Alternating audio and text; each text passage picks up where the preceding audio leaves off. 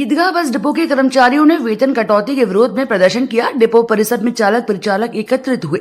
उन्होंने रोडवेज अधिकारियों के खिलाफ जमकर नारेबाजी की। उनका आरोप था कि लॉट फैक्टर कमाने पर वेतन कटौती की जा रही है। सवारी न होने पर भी जबरन चालक परिचालक को ड्यूटी पर भेजा जा रहा है। ईदगाह डिपो में सुबह 11 बजे चालक परिचालक एकत्रित हुए। उनका आरोप था कि एआरएम ईदगाह द्वारा कर्मचारियों को उत्पीड़न किया जा रहा है। लोड फैक्टर कमाने पर चालक परिचालक का वेतन काटा जा रहा है।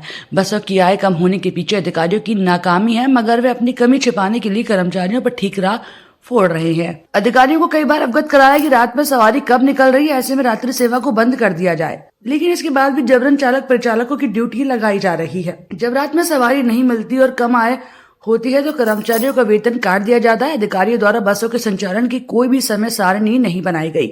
कर्मचारियों को कहना था कि अगर वेतन कटौती बंद नहीं हुई तो कर्मचारी आंदोलन को बाध्य होंगे। उनकी मांग है कि जिन कर्मचारियों का वेतन काटा गया है उसे वापस किया जाए।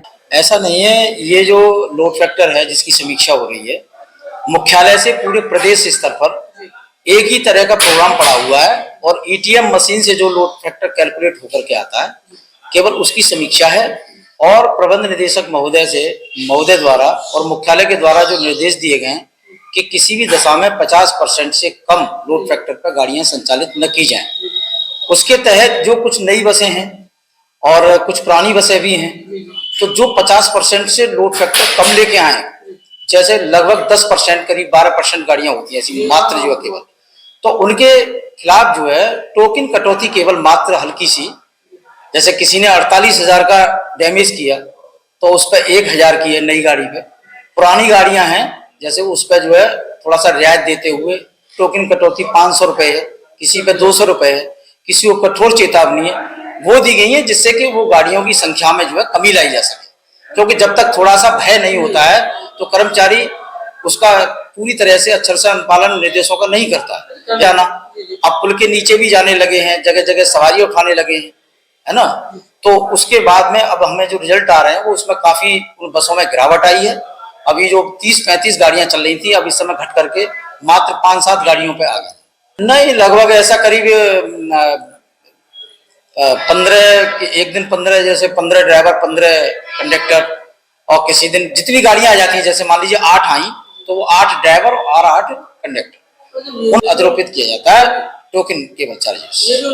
लोड फैक्टर वाली नहीं 80% नहीं है वो जो ईटीएम में जो फॉर्मूला कैलकुलेटेड है वो पूरे प्रदेश का ग्लोबल है।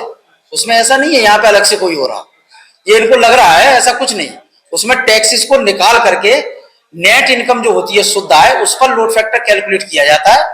तो यहाँ पर वो कुछ टैक्स की आय उसमें जोड़ दी जाती थी पहले, अब वो उसमें जुड़ती नहीं है, मशीन में वो एक्चुअल आ रही है। इसलिए जो जिनकी बसों के लोड फैक्टर 50 से नीचे आ जाते हैं उनके केवल सुधार करने के लिए ये टोकन कटौती हल्की सी की गई थी, बाकी और कुछ नहीं।